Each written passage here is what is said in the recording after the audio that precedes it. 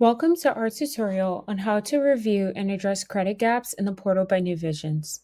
If you have not watched our tutorial on setting up credit metrics, please watch that before continuing here. This video will show you how to ensure students are scheduled for courses to address credit gaps based on your credit metrics, their transcript, and current program. To see how your students are performing against the previously set credit metrics, click Credits on the left side navigation. From the dashboard, click the Respond tab to address those students who need additional courses to be on track based on your region's metrics. These students will be separated in different categories that name what action might need to be taken.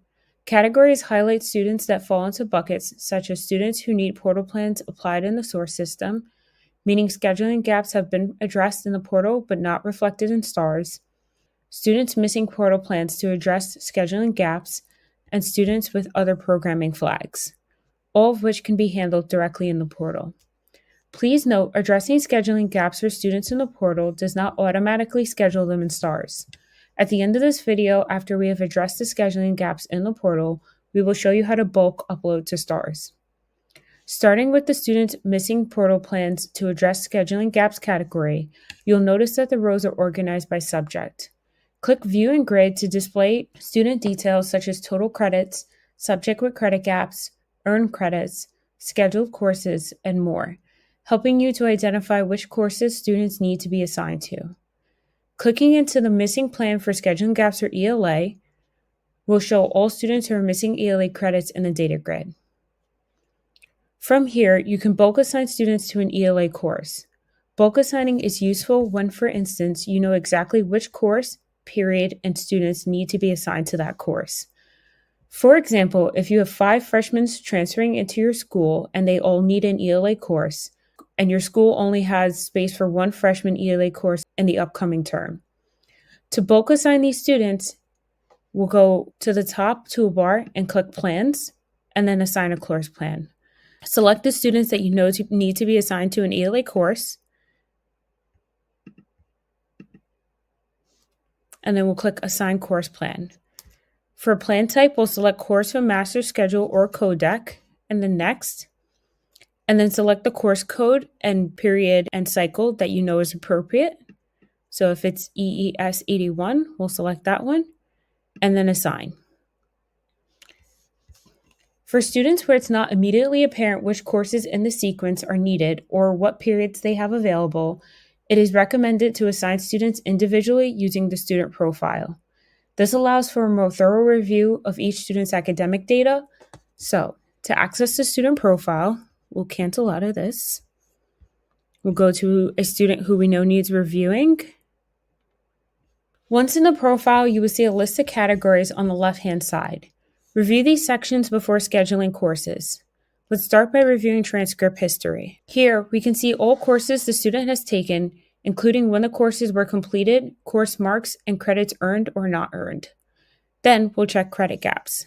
Here, we can see any missing credits, the student's current program, and the courses they are scheduled to take. If you click the subject highlighted in red, the transcript will be filtered only for that subject, which can help hone in on which specific courses the student needs to take. Now, to schedule courses. In the Credit Gaps section, you can schedule courses for the students. Options include adding to this current term, adding courses to the next term, or adding courses to the future term. So, by clicking on the ELA tile, we can see that the student is 2 credits behind. We can see here that they failed 81 and 82 twice. They are also currently scheduled in 83. So we would now need to see if there's room to schedule them for either 81 or 82 for this current program. So we'll click Add to this term and then Course.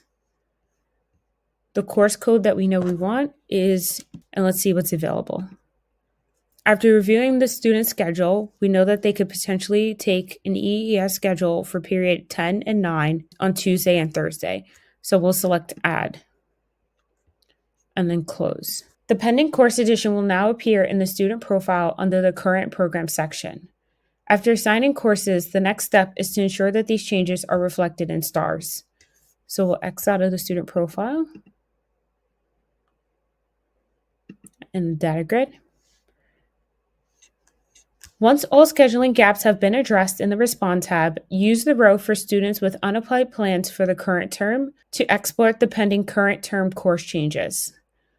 Once you have made all scheduling changes, you can click Export CSV and upload the file to your source system and apply the changes.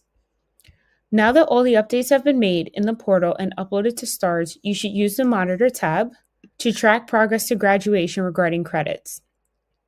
This tab provides insight such as the percentage of students on track at the start of term, the percentage of students scheduled to end term on track, and the number of students fully planned to address all credit gaps.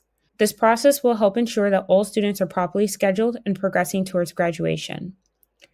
In conclusion, reviewing your students' credit gaps in the portal allows you to ensure that students are enrolled in all necessary courses and make any necessary adjustments to their schedules.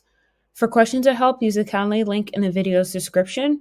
Stay connected by following us on social media for exclusive content, the latest news, and updates on student success. Thank you for watching this tutorial on how to review and address credit gaps in the portal by New Visions.